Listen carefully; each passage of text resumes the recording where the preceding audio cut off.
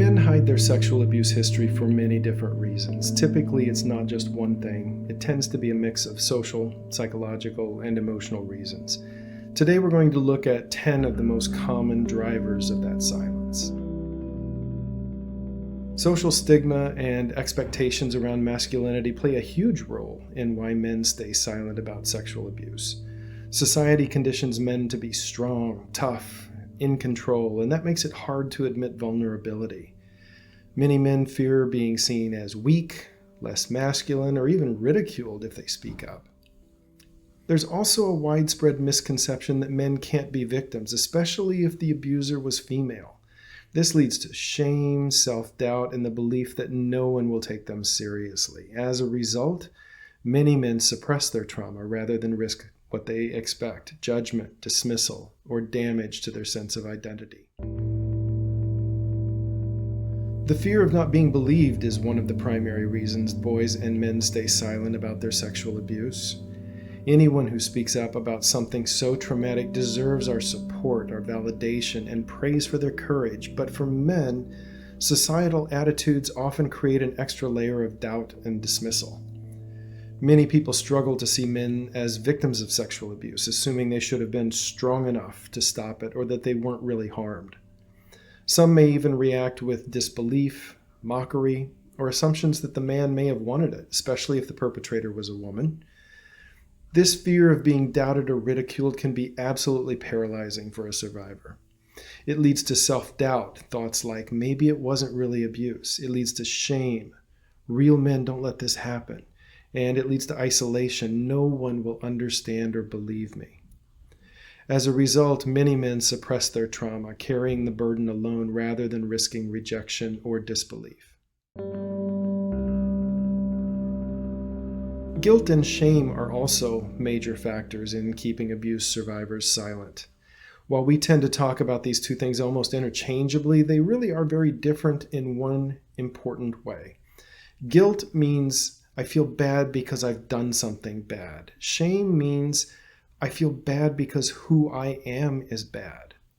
Feeling bad about who we are is so much more toxic than feeling bad about something we've done.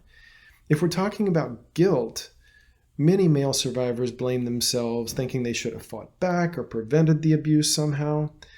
These beliefs completely ignore some really important factors. First, most abuse survivors were abused by someone much older, larger, and stronger than themselves. In these circumstances, fighting back or escaping typically aren't options. Furthermore, when faced with a traumatic situation, a more primitive part of our brain takes over, causing the fight, flight, or freeze response. If we feel trapped and overpowered, our brains tend to default to freeze response. And in this state, the child may be aware of what's going on, but he's frozen. This is the core component of shame for many male survivors. Why did I not do something? Does this mean that I wanted it? The survivor sees this as a characterological issue, that there's something wrong with them, and this is only exacerbated if the survivor experienced any form of physical arousal. It can add deep confusion and lots and lots of shame. If you're a survivor of sexual abuse, the most important thing to know is that it was not your fault. You have no reason to feel guilty or ashamed. The shame belongs to the perpetrator or perpetrators who did this to you. Many survivors fear judgment about their sexuality or sexual orientation if they reveal their abuse. Since the overwhelming majority of male survivors are straight, and the overwhelming majority of perpetrators of sexual abuse against boys are male, there's an obvious challenge for the survivor, being abused by someone who is not his ideal sexual object.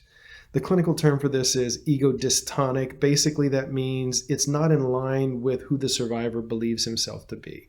This is not me. Even though the survivor didn't cause or invite the abuse, he often fears that others won't understand this and may even question his sexual orientation. Paradoxically, the situation is not much easier for gay, bisexual, or queer men because the perpetrator was their ideal sexual object, in other words, male.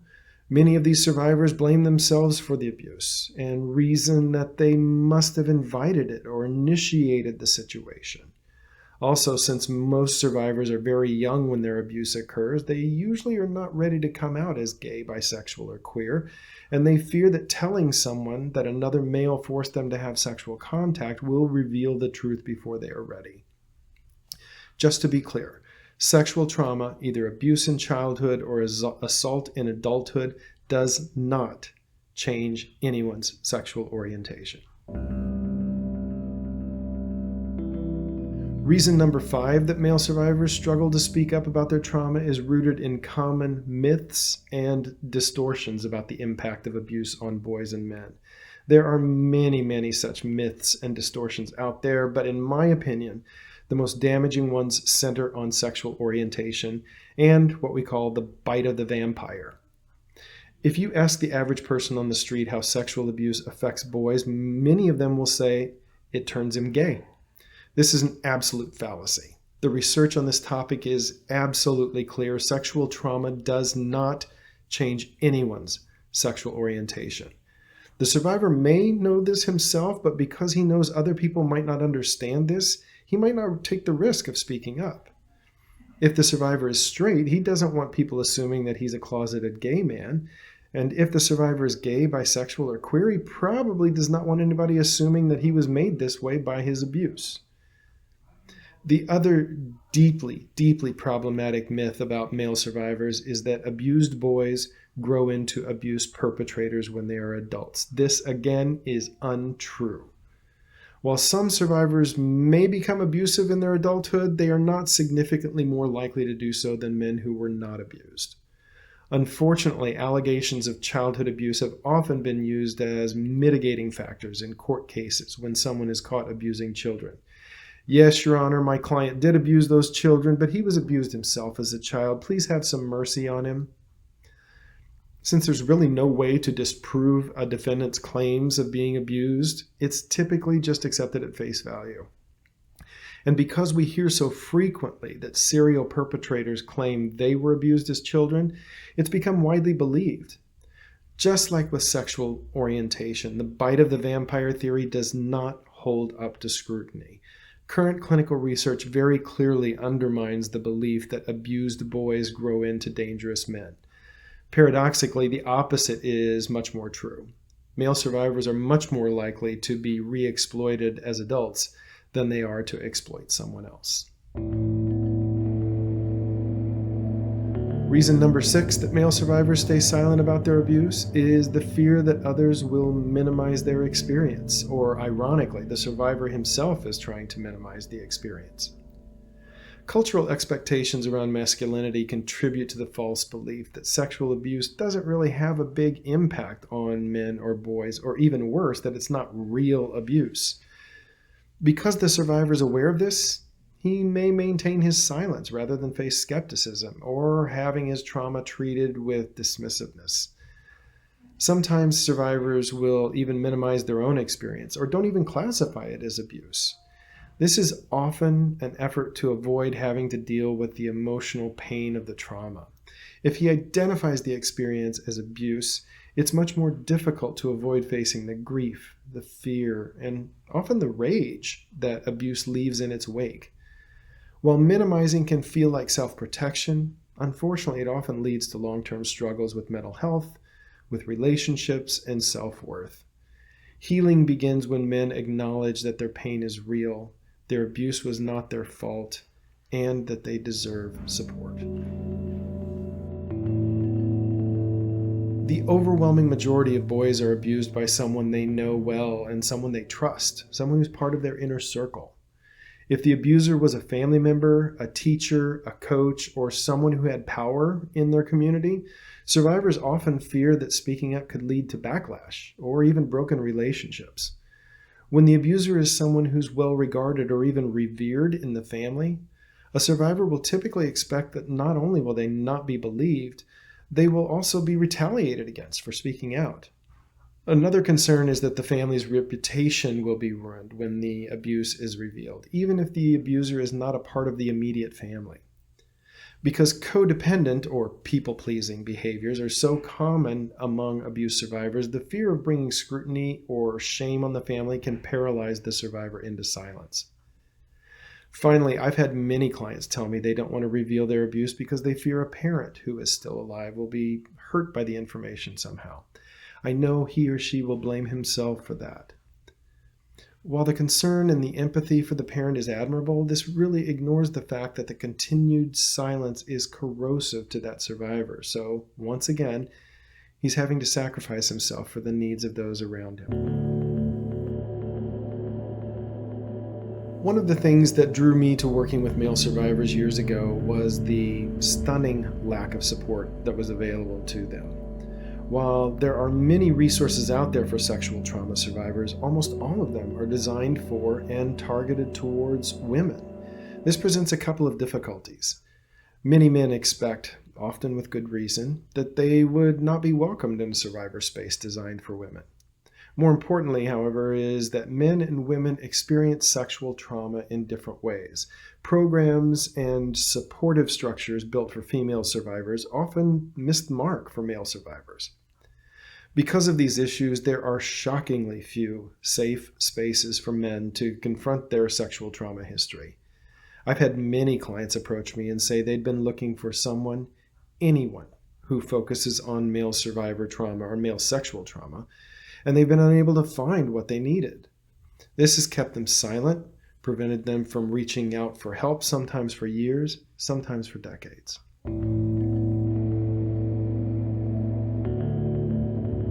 In some cultures, discussing sex in any form is considered taboo. In situations like this, discussing sexual abuse, especially as a male victim, can feel almost unthinkable.